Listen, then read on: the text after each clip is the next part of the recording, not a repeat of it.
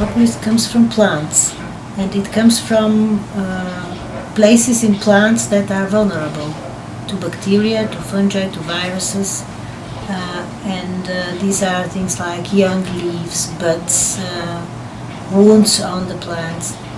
And plants produce some resinous material to protect themselves from infections and from radiation. I like to say this is their chemical weapon against infections.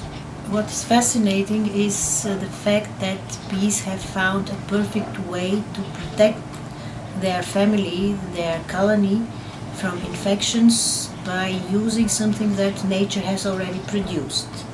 And they don't need to change anything in this resin because it's already a protective material.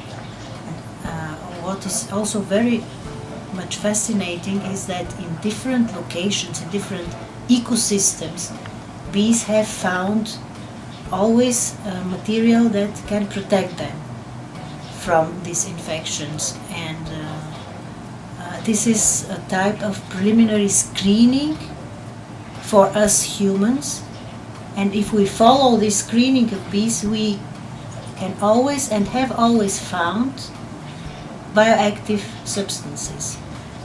And for me as a natural product chemist, this is fascinating because following the bees, I don't need to screen 10 or 100 plants.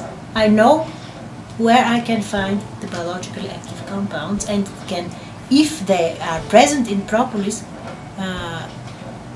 you can assume that they are active. Modern research on propolis has found out many useful properties of propolis and many interesting compounds of propolis.